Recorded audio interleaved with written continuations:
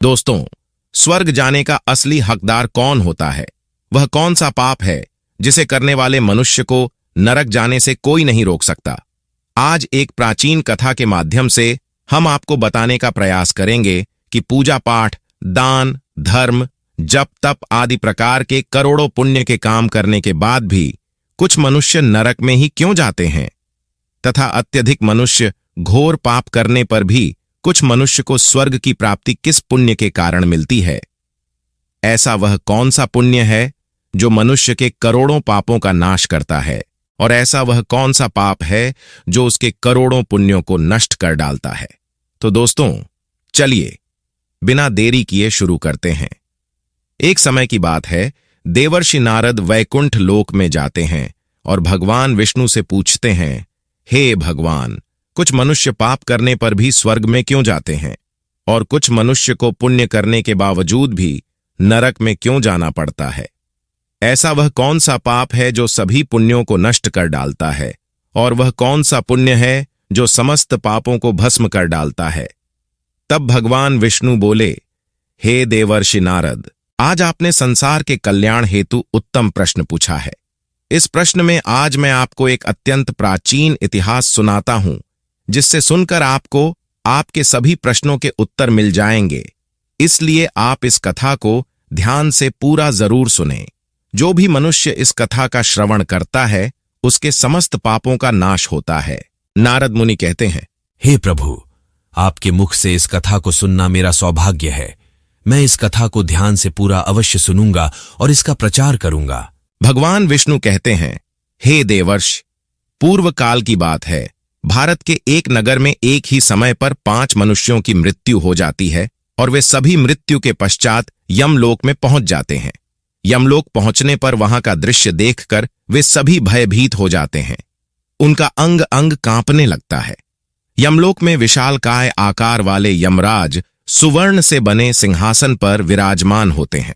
उनके पास चित्रगुप्त बैठे होते हैं, जिनके पास सभी प्राणियों का लेखा जोखा रखा हुआ है। यम के दूत प्राणियों को आगे धकेल रहे होते हैं। कुछ मनुष्य जोर जोर से विलाप कर रहे होते हैं, तो कुछ मनुष्य अत्यंत प्रसन्न होकर चल रहे होते हैं।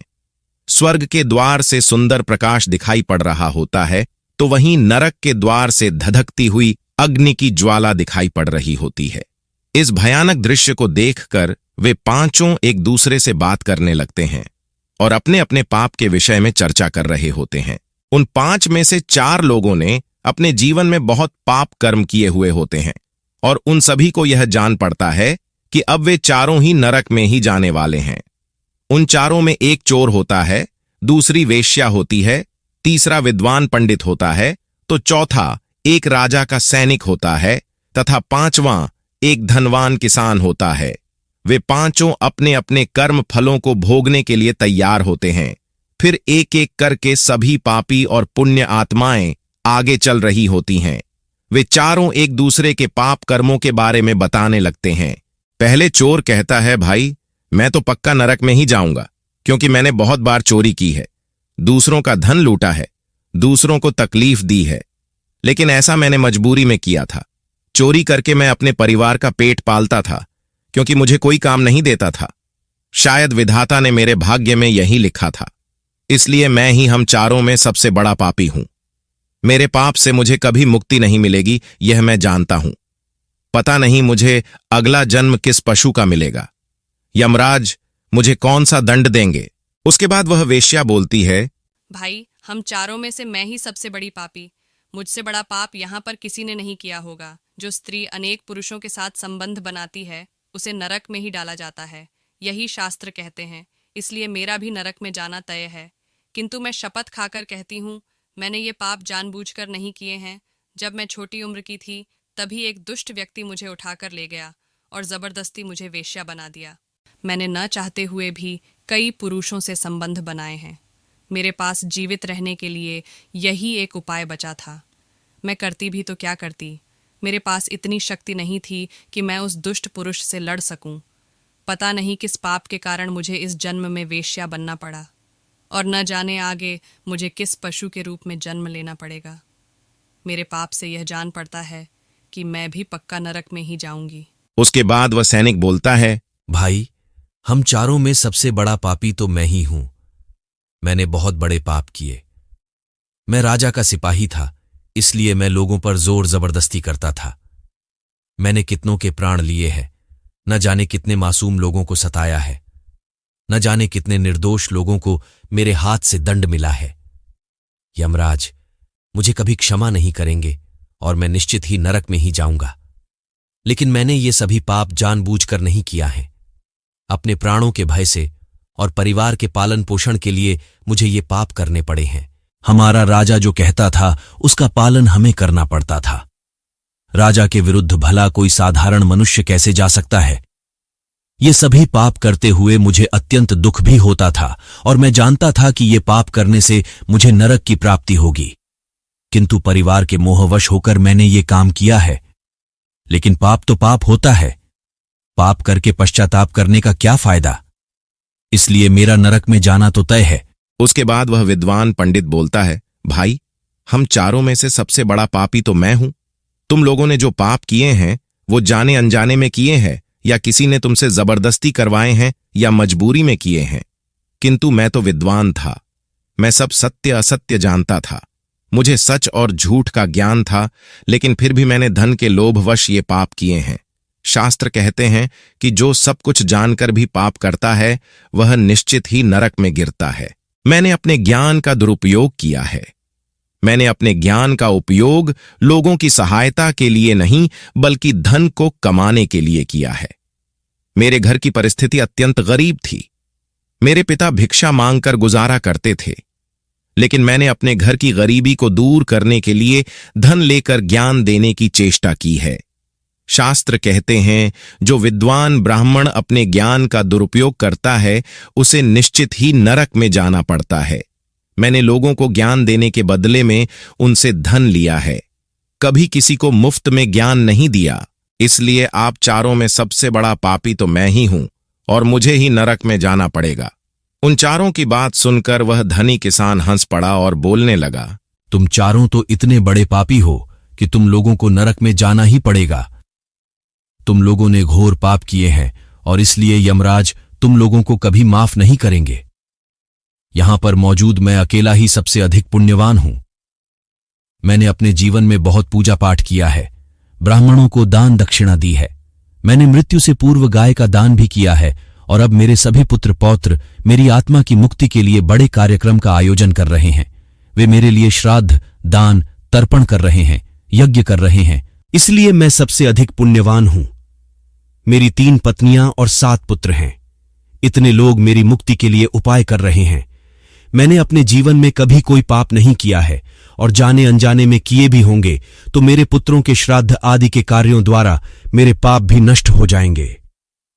मैं नित्य देव पूजा करता था, मंदिर जाता था, द्वार पर आए अतिथियों को भोजन कराता था। इसलिए मुझे पूरा विश्वास है कि यमराज मुझे नरक में नहीं डालेंगे और मुझे मोक्ष की प्राप्ति निश्चित ही होगी। फिर वे पांचों धीरे धीरे आगे बढ़ने लगते हैं और फिर जब उनका समय आता है तो उन पांचों के पाप और पुण्य के कर्मों का मूल्यांकन किया जाता है। सबसे पहले बारी आती है उस चोर की और फिर चित्रगुप्त उसका लेखा जोखा निकालते हैं। कुछ देर तक विचार करने के बाद, उसके पाप पुण्य का मूल्यांकन करने के बाद यमराज उसे स्वर्ग में जाने के लिए कहते हैं। इस निर्णय को सुनकर चोर आश्चर्य में पड़ जाता है और बड़ी ही प्रसन्नता से वह स्वर्ग के दरवाजे की ओर चला जाता है। दूसरी बारी आती है वेश्या की। चित्रगुप्त उस वेश्या का भी लेखा जोखा निकालते हैं और कुछ देर तक विचार करने के बाद उसके पाप पुण्य का मूल्यांकन करके यमराज उसे भी स्वर्ग में जाने के लिए कहते हैं। इस विचित्र निर्णय को सुनकर वह वेश्या भी आश्चर्य में पड़ जाती है। उसे यमराज के निर्णय पर विश्वास नहीं होता है और वह बिना कुछ कहे ही बड़ी ही प्रसन्नता के साथ स्वर्ग के द्वार की ओर चली जाती है। फिर तीसरी बारी आती है उस सिपाही की। चित्रगुप्त उसके भी कर्मों का लेखा जोखा निकालते हैं और कुछ समय विचार करके उसके पाप पुण्य का मूल्यांकन करके यमराज उसे भी स्वर्ग में जाने के लिए कहते हैं। इस निर्णय को सुनकर वह सिपाही भी सोच में पड़ जाता है और बड़ी ही प्रसन्नता के साथ वह स्वर्ग के द्वार की ओर निकल जाता है। फिर चौथी बारी आती है उस विद्वान ब्राह्मण की। चित्रगुप्त उस ब्राह्मण के कर्मों का लेखा जोखा निकालते हैं और कुछ देर तक विचार करते हैं। फिर यमराज उस ब्राह्मण को भी स्वर्ग में जाने के लिए कहते हैं। फिर वह विद्वान ब्राह्मण विचार करता है, मैंने तो पाप किया है, फिर मुझे क्यों स्वर्ग में भेज रहे हैं। फिर वह मन ही मन प्रसन्न होकर स्वर्ग के द्वार की ओर चलने लगता है। उन चारों को स्वर्ग में जाता देख वह धनवान किसान बहुत दुखी और क्रोधित हो जाता है।